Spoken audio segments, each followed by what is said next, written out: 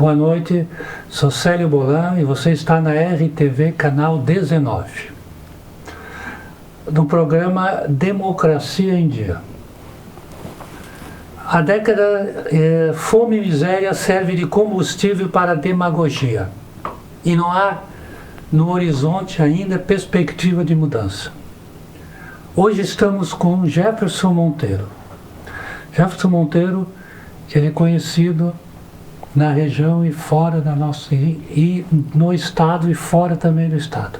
Foi candidato a vereador, foi candidato a deputado, fez uma votação na cidade de Criciúma, 2.411, e agora novamente ele vai ser candidato pelo mesmo partido republicano, pré-candidato pelo mesmo partido e a deputado estadual.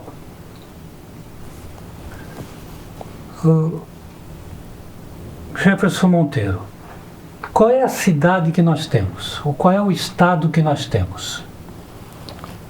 Você pergunta em termos de discussão ideológica e discussão macropolítica, geopolítica?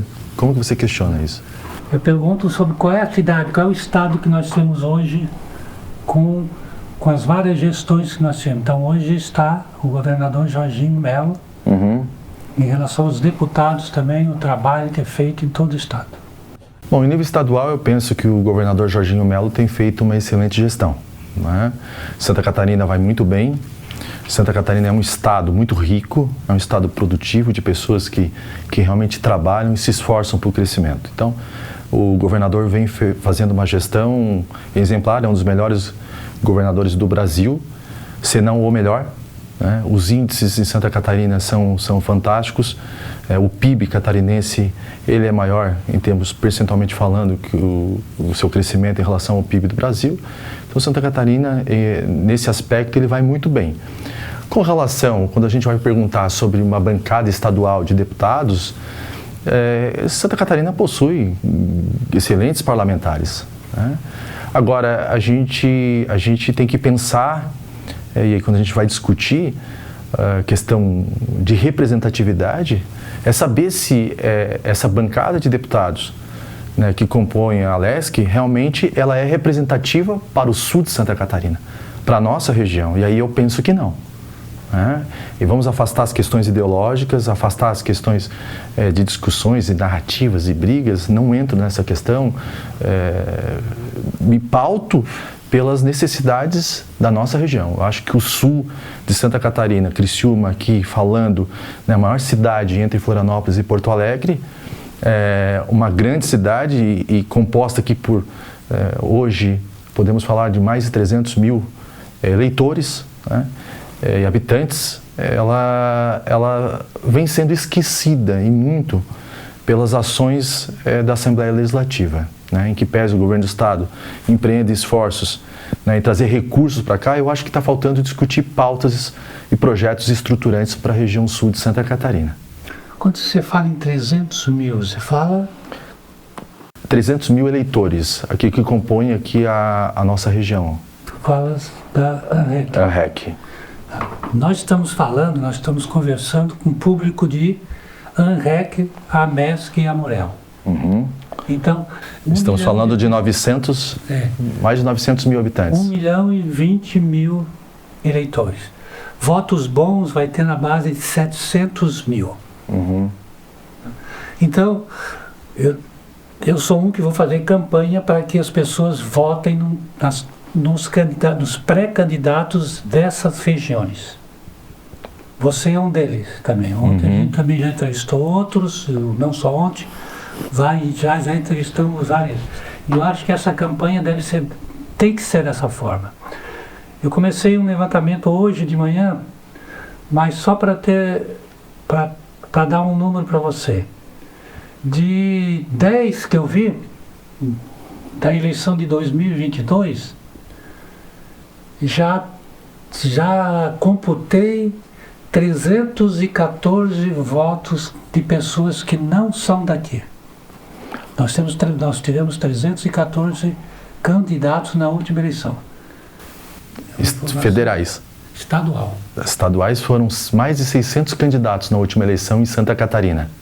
Eu fiz um levantamento recente, mais de 60 mil votos foram repassados somente para deputados de fora da região, de fora da ANREC. Não estou aqui computando os candidatos que vieram se arvorar dos votos e acabaram não se elegendo.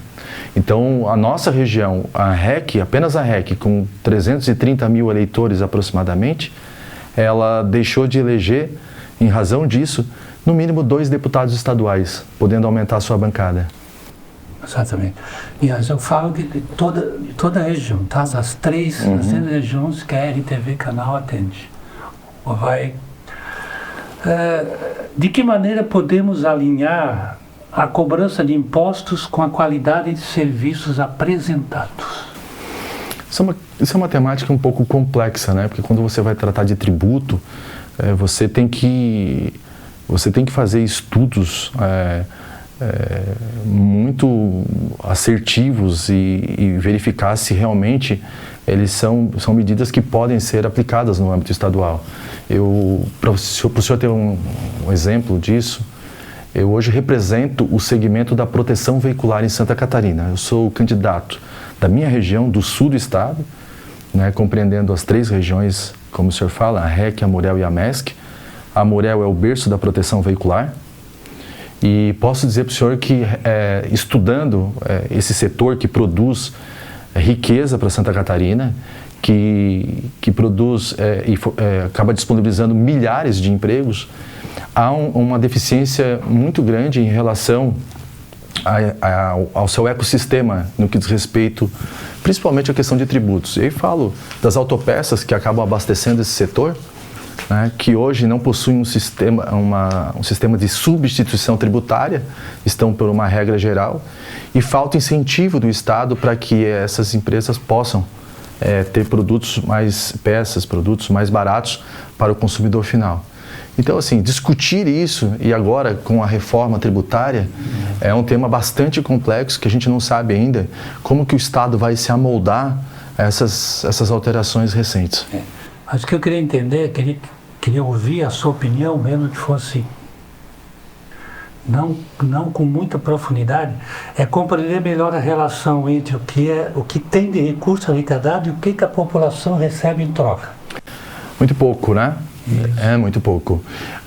Em nível nacional, a cada R$100 que o Estado repassa para a União, R$10 não volta para o Estado e município. Então, essa é uma realidade que deve ser mudada, é uma preocupação que todos temos. Claro que não é um assunto simples, torna a dizer bastante complexo, que demanda interesses dos estados de representação política forte, de uma bancada federal coesa, realmente voltada para se preocupar com essas discrepâncias que são na distribuição dos recursos que são arrecadados. Então, eu acho que o sul de Santa Catarina, principalmente, né, que carente de projetos estruturantes, carente de um hospital público regional que pudesse atender a nossa região, ressaltando aqui que nós somos a única macro-região de Santa Catarina que não dispusemos de um hospital público. Ficamos aqui na dependência, né, do grande trabalho das irmãs, trabalho humanitário no Hospital São José, que você começa, então, a perceber as nossas deficiências. Nós estamos há mais de 20 anos lutando para finalização do anel de contorno viário. Quer dizer, finalizamos mais um trecho agora, graças ao trabalho do governador Jorginho, mas hoje não está mais em fechar o anel. Hoje a gente precisa duplicar o anel de contorno viário. Nossa mobilidade hoje, ela é péssima. A gente briga aqui pela extensão da via rápida, né, o que poderia transformar o nosso sul, né, o crescimento maior do litoral sul catarinense, podendo interligar com a Ponte de Ilhas, que vai ser realmente um roteiro turístico fantástico, mas falta dinheiro, faltam recursos. E aonde que estão esses recursos? Você vê o Estado empreendendo esforço no norte, agora com o projeto da rodovia, né, litoral, um projeto fantástico, mas a gente não vê né, os nossos parlamentares lutando por uma proposta como essa aqui no sul de Santa Catarina. Me preocupa bastante, então, falando em termos daquilo que a gente arrecada, aquilo que a gente produz, um estado tão rico, tão promissor, acabar voltando tão pouco para você investir naquelas demandas essenciais para a nossa população. Então, pegando o gancho dos teus comentários, eu falo sobre a importância da política. Até que ponto você acredita que a política interfere diretamente na sua rotina e qualidade de vida? A política interfere no dia a dia do povo, de todos, né? Aquele que, eu sempre digo, aquele que não gosta de política acaba se contentando em ser administrado por aqueles que gostam de participar do processo político. Então, é por isso que a discussão sempre em volta das pessoas estarem participando é importante, desde as ações comunitárias, as reuniões de bairros, reuniões de ruas, reuniões que envolvem realmente aquilo que interessa para a nossa população, né? Desde as causas primárias, essenciais. Né? Então, eu penso dessa forma. É importante que a gente possa fazer com que as pessoas se envolvam mais e mais para que a tomada de decisão ela seja realmente efetiva. A gente não ficar só naquilo que é, sabe, né, aquilo que é bonito, com aquilo que é romântico. Acho que a gente tem que partir para discussões com apoio popular, com a participação popular, para ver aquilo que é bom, aquilo que deve ser feito, aquilo que deve ser empreendido em cada cidade. A gente fala então em participação. Então vou fazer uma pergunta que eu classifico como participação cidadã. Além do voto nas eleições, de quais outras formas você participa ou se envolve com as decisões da sua cidade e do seu estado? Olha, nós temos uma participação política já um pouco mais efetiva, né? Não de tomada de decisões, mas quando a gente se envolve com o trabalho de uma UABC, por exemplo, uma associação, né, de todos os bairros do município, você auxilia, você presta algum tipo de auxílio, você está participando na tomada de decisão do município. Quando você dá uma ideia, uma sugestão para um prefeito, quando você procura o seu vereador para cobrar alguma atividade, alguma rua, enfim, das coisas mais simples, né? Você vai estar participando do processo e é assim que a população deve fazer. Eu vejo em Criciúma, assim, bastante gente participando desse processo, viu, Bolan? Mas muitas pessoas inertes, né? Deixando tocar, deixando acontecer e como a administração pública entende que deve ser, enfim. Eu acho que deveria ter uma participação maior das pessoas. Eu participo quase que diariamente, né? Dentro do processo político, não apenas partidário, mas daquilo que eu entendo que é importante fazer. Eu venho discutindo com o prefeito Vaguinho e com outros políticos, outros deputados, a importância de Criciúma ter uma UPA pediátrica. Eu venho falando isso desde 2022, passou da hora de Criciúma ter uma UPA infantil, né? Você talvez não saiba, mas as nossas UPAs elas não estão preparadas para dar o primeiro atendimento de emergência, né? E aí, às vezes, aquele atendimento numa UPA, né, normal, convencional, vou chamar assim, não especializada para o tratamento de uma criança, pode gerar danos irreversíveis, que depois o Hospital Santa Catarina não consegue dar volta. Então, assim, claro que isso passa por um processo de conscientização, de fazer com que as pessoas se envolvam, de fazer que as pessoas discutam, que não fique apenas no papel, porque isso custa. Então, quando o dinheiro vai, voltando para o imposto, quando ele vai para Brasília, R$100, volta a 10, é triste a gente dizer, pô, a gente não consegue fazer uma UPA pediátrica para atender as nossas crianças, para dar um tratamento humanizado, lúdico, né, para que ela realmente não tenha ali aquele atendimento efetivo, para que não corra nenhum risco. Sabe, é muito triste a gente ver essa falta de retorno da União em relação aos municípios em questões como essa, por exemplo. Esse assunto é importante e nós vamos falar no próximo bloco. Mas uma pergunta que eu faço para ti. Você como um cidadão, e a gente vai responder no próximo, o que você pediria para o político? Não sai daí e voltamos com o programa Democracia em Dia, RTV Canal 19.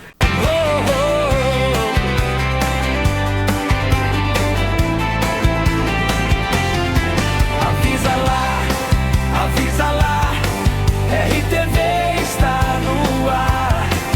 Avisa lá, RTV está no ar. É pra todo o Sul, esporte, cultura, informação. RTV, a emissora do Sul e no coração do nosso povo. Avisa lá, RTV está no ar. Avisa lá, RTV está no ar. Avisa lá, RTV está no ar.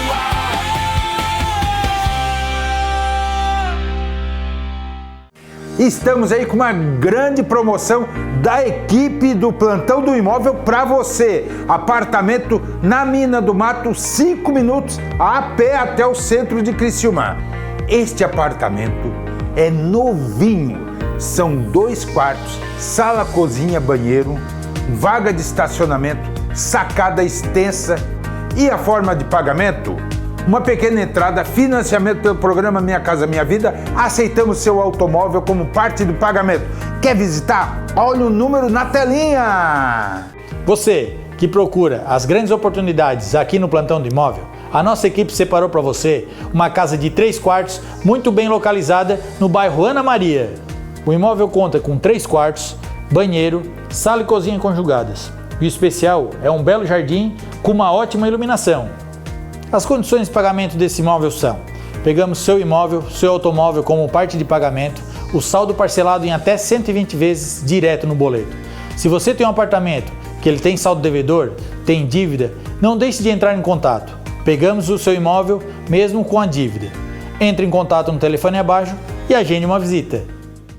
Olá, você amigo do Plantão do Imóvel, aqui na RTV Canal 19. Temos uma grande oportunidade para você que quer investir ou quer morar próximo à universidade, o residencial Cidade Universitária. Este imóvel conta com 2 quartos, sala e cozinhas conjugado, banheiro, sacada com espera para churrasqueira a gás, garagem coberta, ampla área de lazer, playground, campinho gramado, campinho de areia, quiosque com churrasqueira a carvão. Sendo muito próximo à Unesc, fica a 700 metros da Unesc esse imóvel. Condições especiais de pagamento. Esse imóvel ele pode ser financiado pelo programa Minha Casa Minha Vida. Pegamos seu imóvel, seu automóvel como forma de pagamento. Ligue no telefone abaixo e agende uma visita.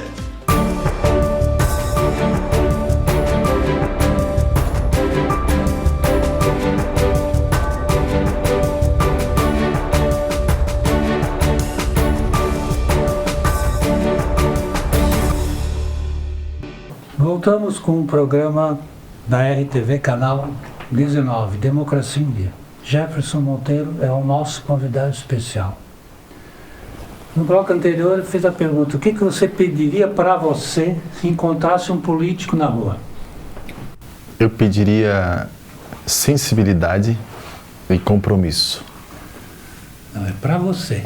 Sim, sensibilidade em relação às questões, principalmente da minha região, ao sul de Santa Catarina, que tivesse sensibilidade, que tivesse um olhar para as pautas que realmente interessam para a nossa cidade, para o sul do estado, tá?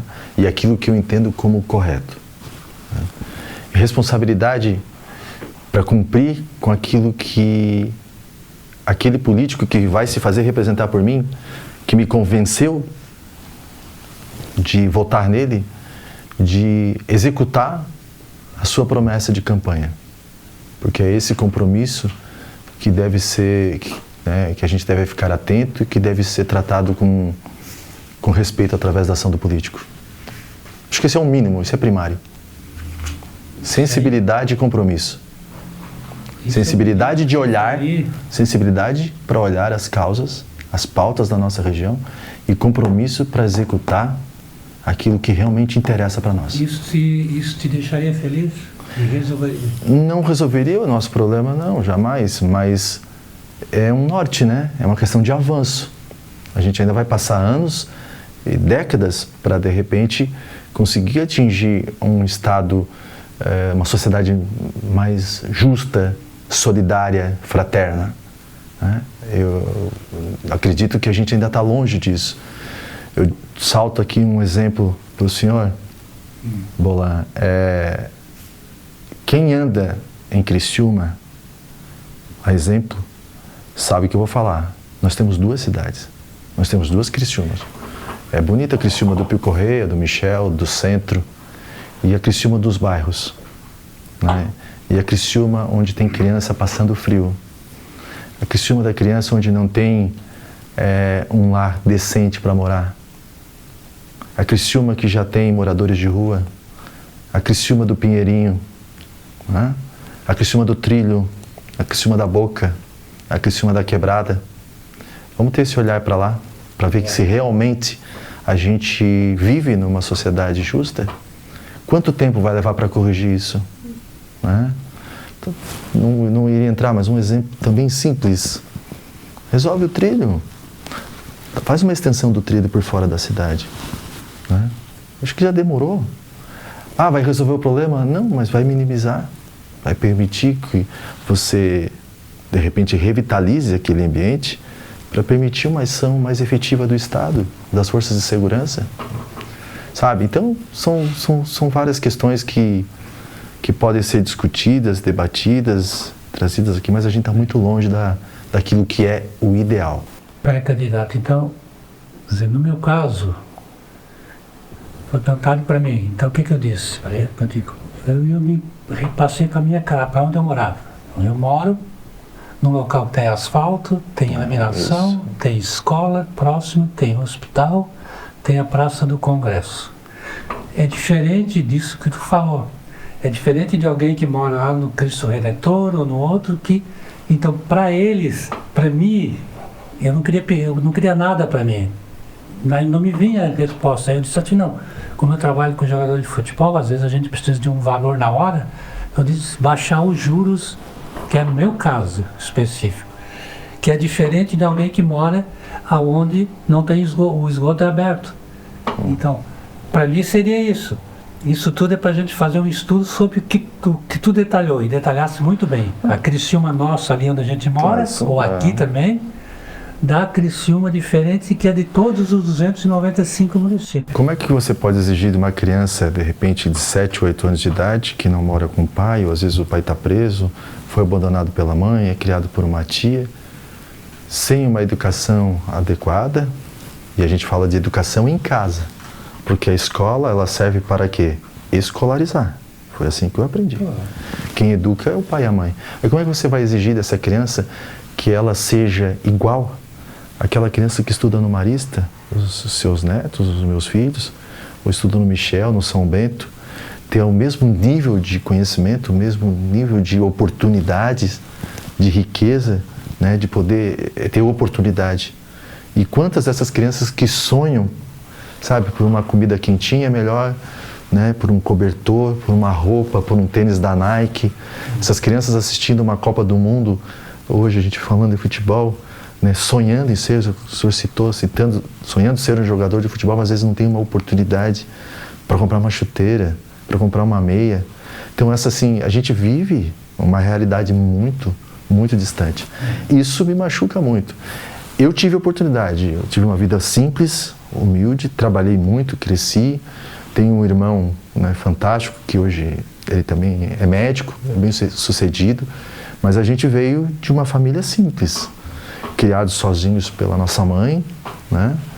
E que a gente, eu entendo que não venci ainda, tem muita coisa para conquistar, né?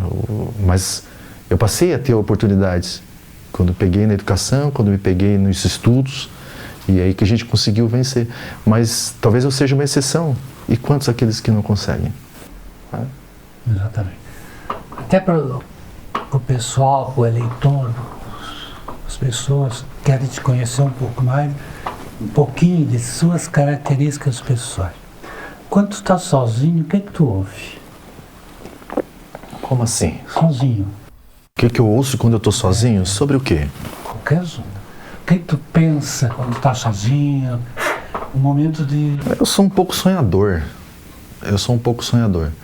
Né? Já tive minhas frustrações, dores na vida e não por isso eu desisti de acreditar no meu potencial e naquilo que eu acredito, né?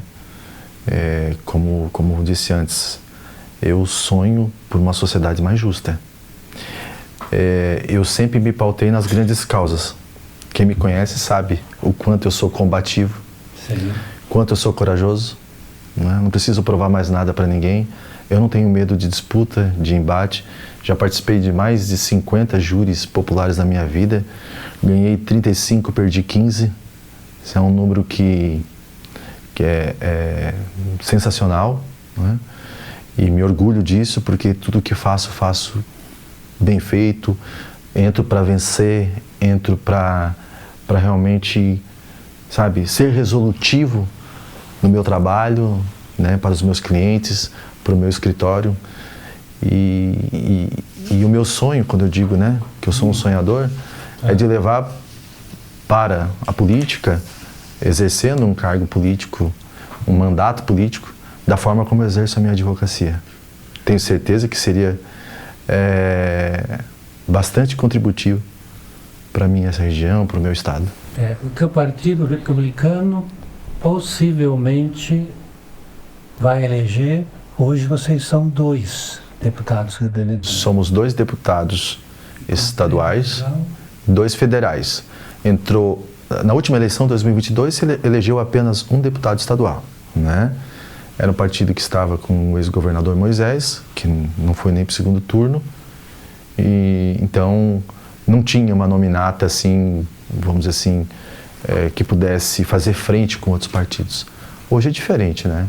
Nosso presidente estadual, Jorge Guetem, até então, né, construiu uma nominata de deputados federais muito forte, consistente. Ontem eu vi uma declaração da atual presidente, a prefeita de Lages, Carmen Zanotto, numa aposta que o Republicanos pode eleger 3 deputados federais.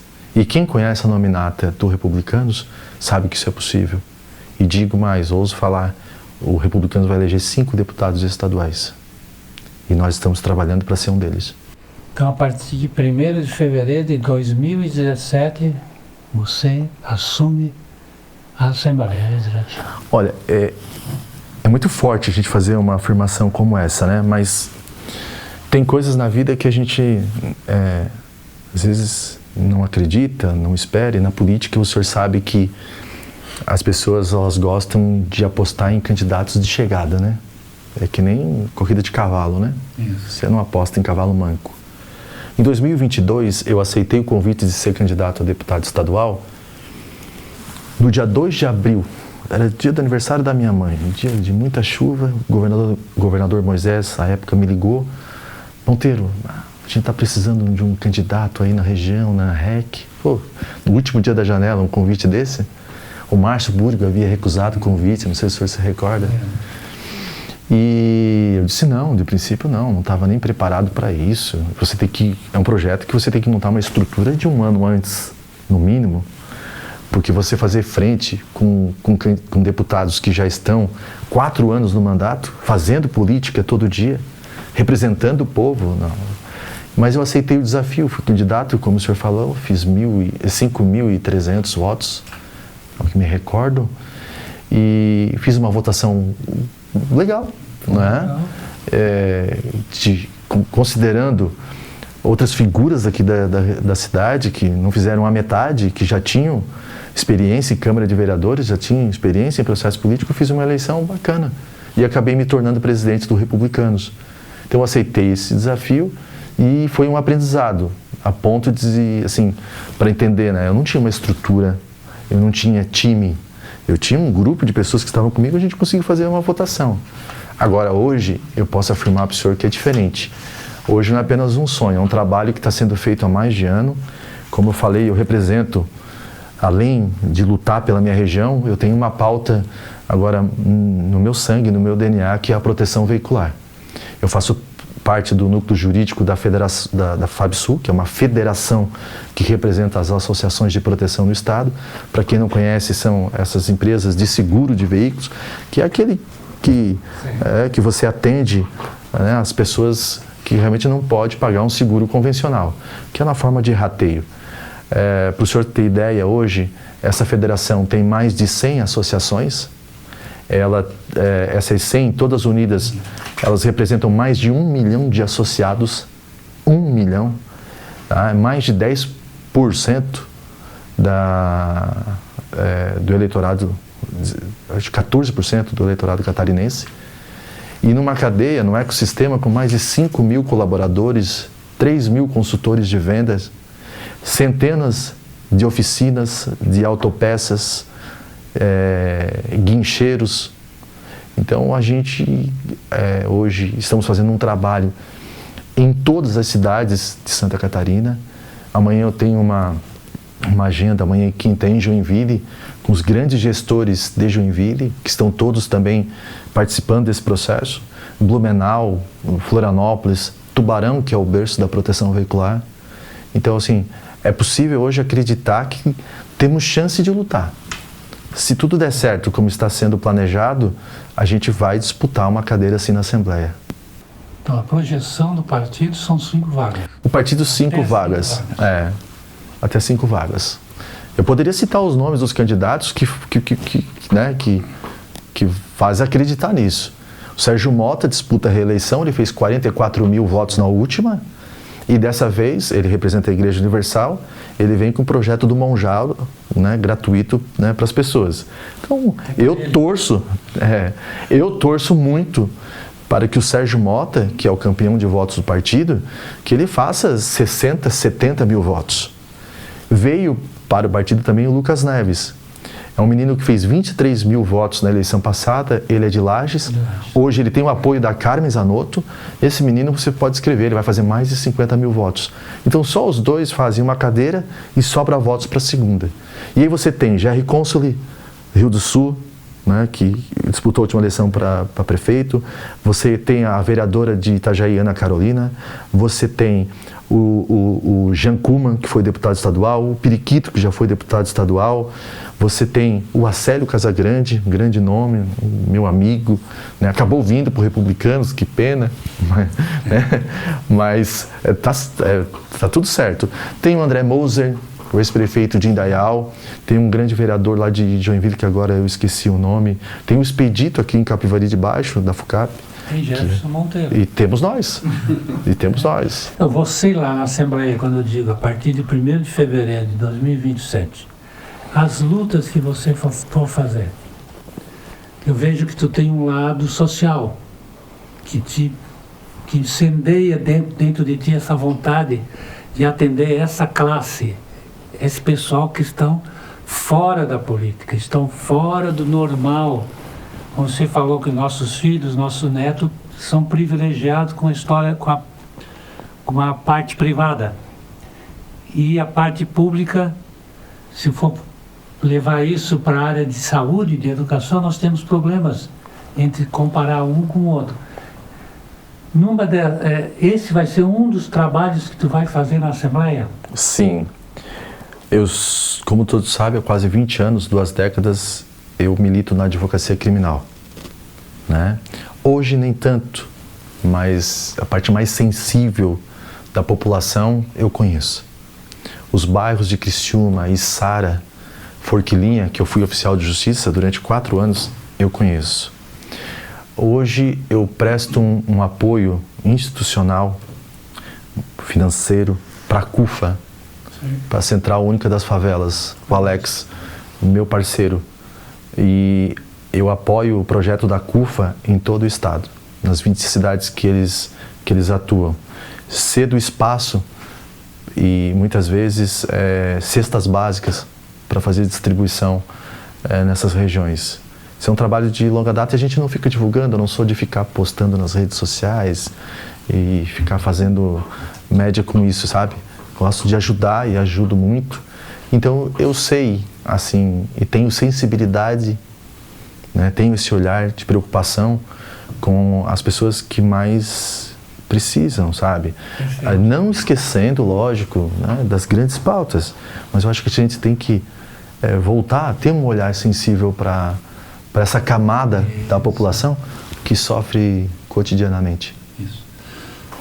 Voltamos a ter um breve intervalo, depois a gente vai falar sobre fiscalização e uso do dinheiro público. Como saber fazer, como usar o dinheiro público.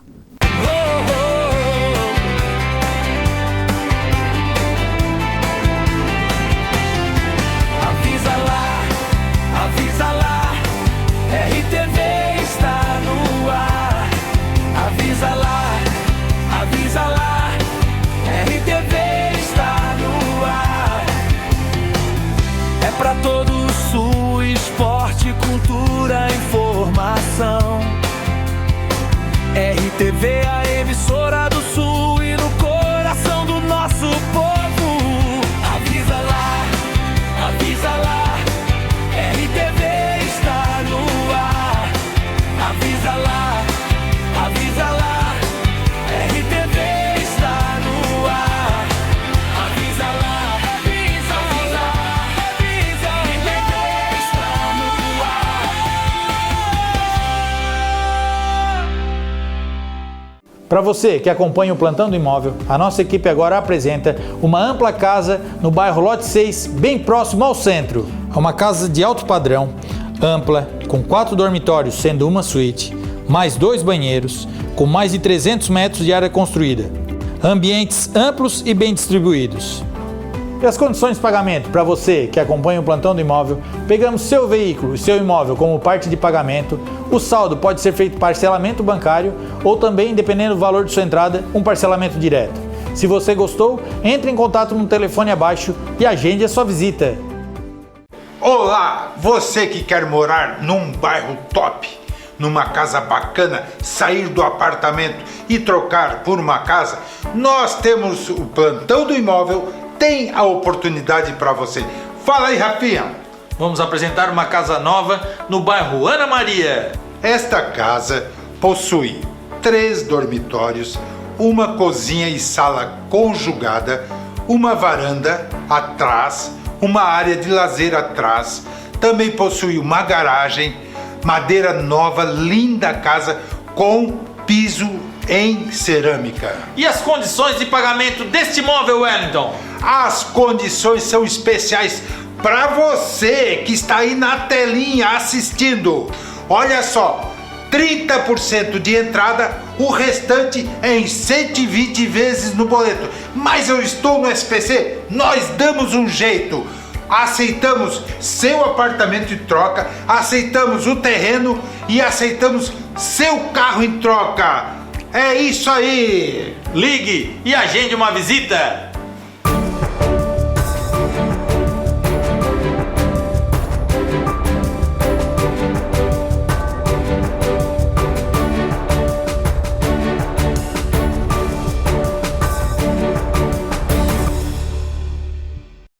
Voltamos com o programa Democracia em Dia, na RTV Canal 19. Pré-candidato Jefferson Monteiro. Algo que incomoda muito a população, que até eles têm um descrédito muito grande pelos políticos, por vocês políticos. Eu sempre luto por isso, luto para que os políticos mostrem que eles são capazes de não só olhar para o bolso, fazer um uso muito bem feito do dinheiro público. Eu digo, o orçamento da sua cota parlamentar, a gente chama de cotão. Eu volto a dizer, a partir de 1º de fevereiro, porque é a posse dos deputados estaduais. É dinheiro público. Você sabe da responsabilidade de como usar esses valores. E justificará para o seu eleitor se gastar mais do que o mínimo necessário. Como cidadão, pode fiscalizar em tempo real aonde esse dinheiro foi aplicado? Com certeza. Eu tenho uma preocupação com o dinheiro público, aquilo que não é meu, aquilo que é do povo. Quero ressaltar que, se a gente considerar o trabalho que um deputado estadual um deputado federal pode fazer pela sua região, pelo seu estado, ele é muito pequeno. Se ele souber fazer, se ele souber empreender os recursos para que realmente tenham ações, demandas que possam de fato mudar a vida das pessoas.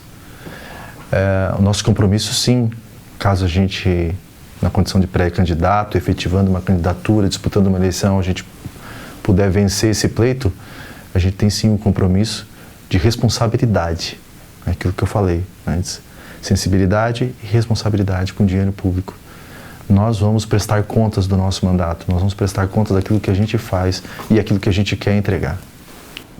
Eu conheço até deputado que tem um gasto mínimo possível dentro do gabinete dele. É um deles que, eu vou dizer o nome, que é o Gessé Lopes. Ele é o deputado que menos gasta esse dinheiro público. Não que está lá para gastar, mas não para esbanjar. Então, as pessoas gostam muito de saber um pouco de você. Sempre que eu converso com as pessoas, mas sempre pergunta alguma coisa. O que eles gostam, qual foi o último show que eles foram, se eles andam de transportes, de ônibus. Até agora só um que disse sim. Teve um que foi bem verdadeiro, o Vaguinho não. Faz tempo que eu não ando de ônibus. Eu andei de ônibus muito tempo na minha vida. Eu não vou ser aqui hipócrita dizer que hoje eu estou andando de ônibus. Não. Mas se for preciso, sim. Tá? Sou simples, tá? Levo uma vida simples, não dependo da política para viver. Quem me conhece sabe disso. Tenho meu trabalho, tenho meu escritório, tenho minha atividade e entro na política para fazer diferente. Tá? Já fui injustiçado, tentaram me derrubar, não conseguiram. Hoje eu estou aqui, de pé, para realmente mostrar que eu posso contribuir e mostrar meu potencial para as pessoas, para fazer a diferença. Terei a minha justiça, ela vai chegar na hora certa, né? E o senhor pode ter certeza que o fato de eu não desistir, o fato de eu me encorajar novamente, enfrentando crítica ou qualquer outro tipo de apontamento, com o objetivo de virar, de mostrar que eu não sou aquilo que fizeram comigo e que eu sou capaz de transformar a vida das pessoas. Respeito o deputado Gessé Lopes, né? Embora ele já tenha me criticado publicamente, mas cada um entrega o seu, né? E cabe à população fiscalizar e devolver através do voto. Ele é um excelente parlamentar? Faz bom uso do dinheiro público? Talvez. Gasta o mínimo? Sim. Mínimo. Mas se tiver que gastar mais, para entregar mais, para a gente fazer uma UPA pediátrica, vamos fazer. Para a gente fazer um centro de referência para tratamento das pessoas portadoras de fibromialgia, vamos fazer. Para quem não sabe, uma doença que mata, que judia, que maltrata principalmente as mulheres e que não há nenhum trabalho tão efetivo assim, sabe, do Estado, da União. Eu acho que tem que se preocupar com isso. Então, se a gente tem pauta, se a gente tem demanda, se a gente tem vontade, vamos gastar o dinheiro público para realmente fazer. Eu falo assim uma coisa, tanto que eu queria que o dinheiro da Câmara de Vereadores, né, o repasse anual, que a gente, ao invés de devolver para o município, a gente repassasse para o Hospital São José, não ficaria bonito? Bacana, claro. Né?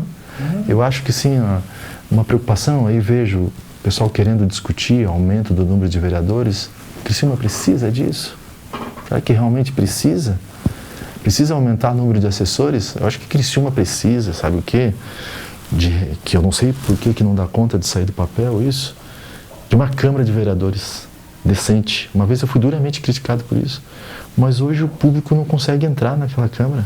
Entra 10 pessoas, lota, ninguém consegue nem subir o elevador, as pessoas não querem, acabam não participando de uma cidade como Criciúma. não tem uma Câmara de Vereadores decente que possa receber e acomodar o público que vai lá para cobrar, para exigir, né? Então, assim, vamos gastar o dinheiro público? Vamos.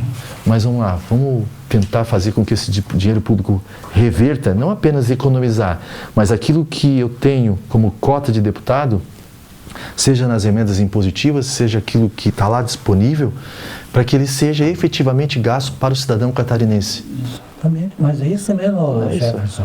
Sem demagogia. Pode até passar o valor que tu tens. Pode fazer negociações com outros deputados, mas justificando entrega. A entrega. Com entrega, é isso. Por isso que eu fiz a primeira pergunta de recursos, né, de impostos, mas tu tem que entregar para a população. Mas aí é muito fácil tu justificar. É muito fácil, tu como deputado, eu passei, mas eu fiz isso. É isso. Quer ir auditar? Está tudo liberado. Hoje com o portal da transparência, os gabinetes hoje são obrigados a prestar contas daquilo que gastam. Ninguém passa mais um almoço, uma Nutella, um chips, vai mostrar, né? Então, hoje, os mecanismos de fiscalização são muito eficientes, né? Então, não tem mais... Os políticos que eles estão procurando são esses. Quem tem essa prática... A gente fala nova prática. Uma prática devia ter sido desde que começou a política. Mas tem muita gente que, em vez de olhar, como eu falei, para as pessoas, ele olha para o bolso. Vou te dizer uma coisa. Tu sabe que eu sou contra a emenda parlamentar? Eu também. Eu sou totalmente contra a emenda parlamentar. Um deputado federal tem 70 milhões de emenda anual. Mais emendas secretas. Tem deputados que têm 1 bilhão nos 4 anos de mandato. Sabia disso? O deputado de Santa Catarina tem 18, 20 milhões de emenda. Para quê? Para quê? Para que emenda? Eu sou totalmente contra. Agora, o seguinte, eu vou virar as costas para a emenda? Eu vou ser dos 40, eu vou ser um contra, não vou renunciar às emendas, sendo que essas emendas eu posso trazer para o meu município? O que eu sou contra é da forma, a politicagem que é feita em cima da emenda. É a foto. É aquela coisa, é o outdoor na rua. Agora tem uns outdoor aí bonito aí, né? Colorido, tecnológico. Eu trouxe 2 milhões de reais para Criciúma. Tu não trouxe nada. Esse dinheiro já é de Criciúma, né? Esse dinheiro já é daqui. Acabam se utilizando da emenda para fazer o trabalho político, para abastecer o seu cabo eleitoral, para amarrar o cabo eleitoral. Vou amarrar o vereador, vou amarrar a liderança, porque eu vou mandar uma emenda lá para a rua, para asfaltar a rua. Bom, essa rua já era para estar asfaltada, né?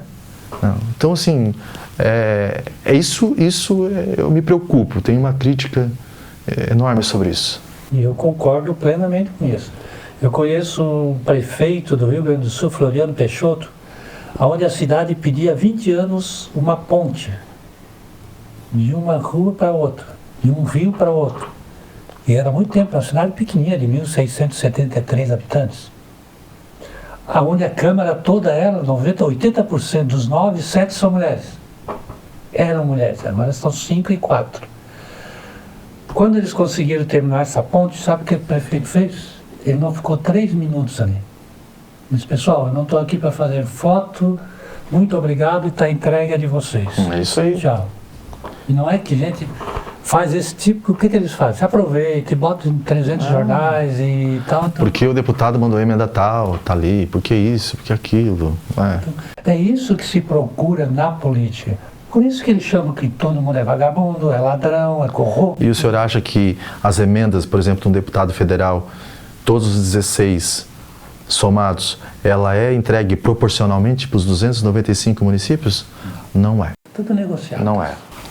Não é. Então, essas coisas são todos acertos. E não estou falando aqui que são acertos de embolsamento, né? Porque estão embolsando. Não estou falando disso. Eu estou falando no sentido de que... né? Então, assim, com certeza o município de Saudades não vai ter o mesmo apoio. O município que tem uma densidade eleitoral pequena não vai ter o mesmo apoio do que uma cidade grande, onde que está lá, de repente, reunidos os maiores cabos eleitorais de um determinado candidato. Eu fiz um artigo sobre a sua cidade, perguntando, o título é assim, será que todos se conhecem? Que não chega a 1000.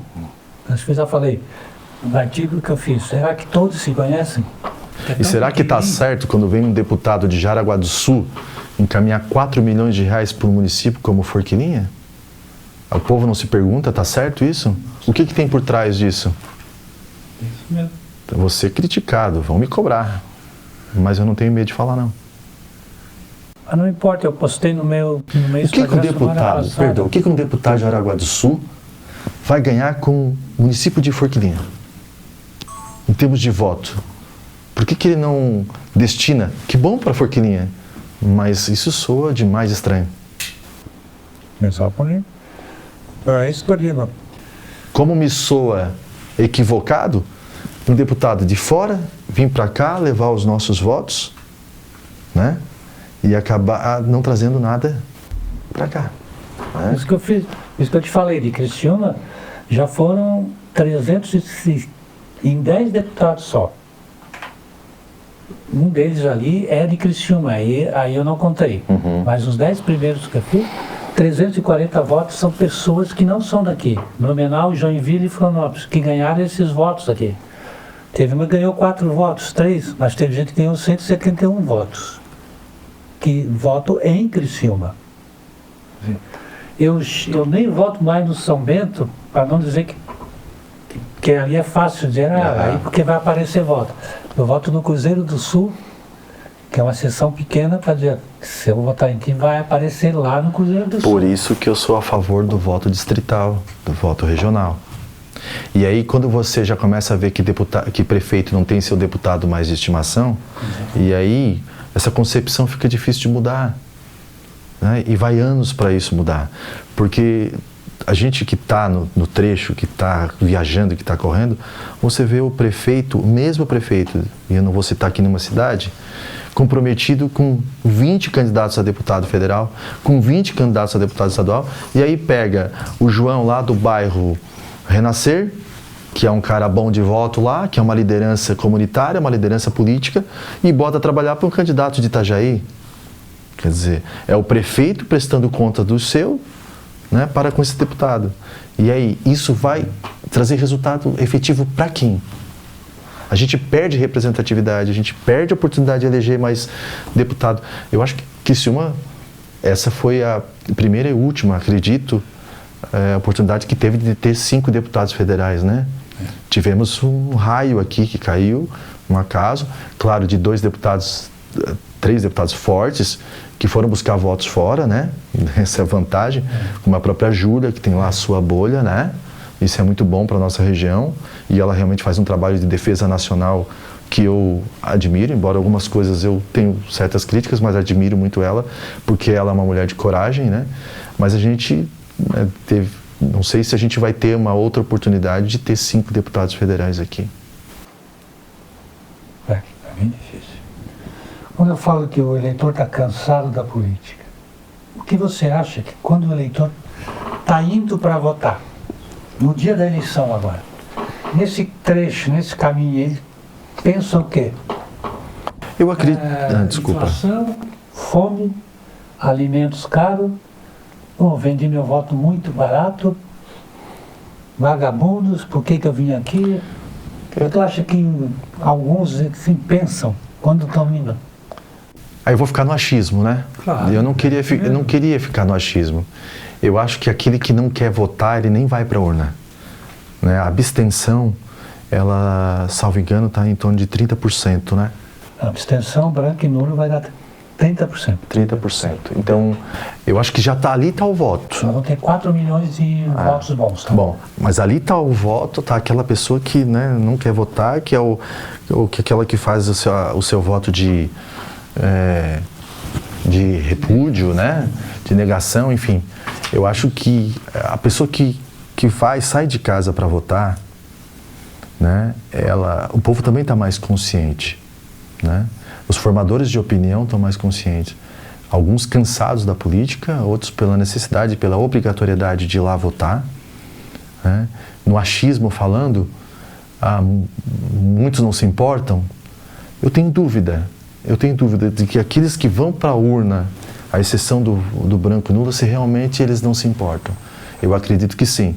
Em que pese e falo que existe uma estrutura de campanha política muito forte.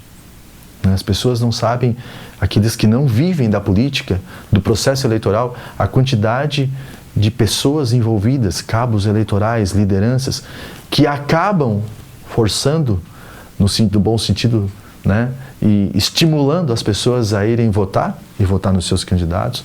Infelizmente, muitas se vendendo por cesta básica, e aí, quando você vê uma pessoa trocando o seu voto, o voto da sua família por cesta básica, é porque alguma coisa está errada lá na ponta, ou por uns R$50, R$100 de gasolina, alguma coisa está errada aqui no meio, né?